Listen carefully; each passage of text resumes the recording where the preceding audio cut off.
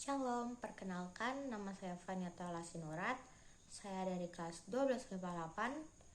Di video ini saya akan menceritakan mengenai seorang misionaris Belanda di Indonesia.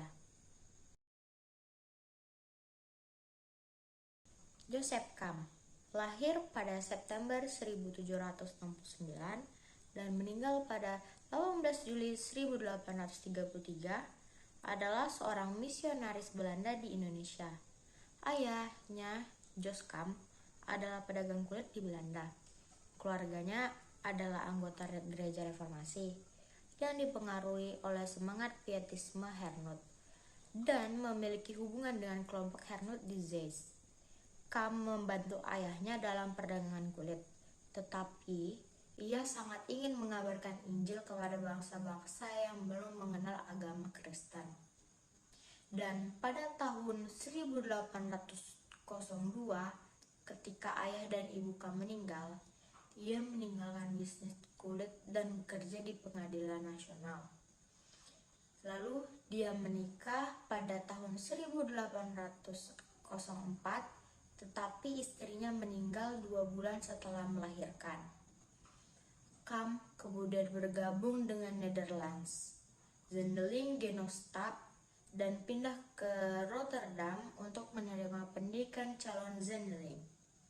Dan waktu pada tahun 1811, pendidikannya persiapannya selesai, tetapi ia belum dapat diberangkatkan ke ladang misi karena perang antara Inggris dan Prancis.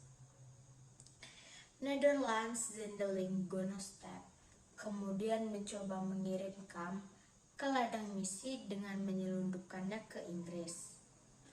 Pada bulan Oktober pada tahun 1812, Kam dan rekan-rekannya tiba di London dan bertemu dengan pengurus London Missionary Society. Mereka kemudian dikirim ke Gosport untuk menerima persiapan pendidikan lebih lanjut, sambil melayani gereja-gereja di sana. Pada bulan Maret 1815, ia tiba di Ambon dan segera memulai bekerja dengan jemaat-jemaat di Kepulauan Maluku yang telah lama ditinggalkan oleh Belanda.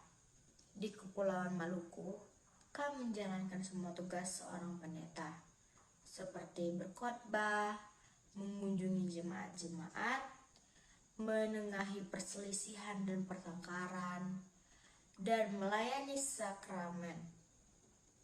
Ia juga aktif mengembangkan bacaan-bacaan Kristen seperti Alkitab, Mazmur, dan Katekismus, dan khotbah-khotbah untuk jemaat-jemaat yang tidak memiliki pendeta atau guru. Tak lama setelah Kam tiba di Ambon, ia menikahi seorang wanita keturunan Indo-Belanda, Sarah Maria Timmerman, yang tetap berada di sisinya hingga akhir hayatnya. Kam dianggap oleh gereja Protes di Maluku sebagai salah satu pembentuk sejarah mereka yang signifikan.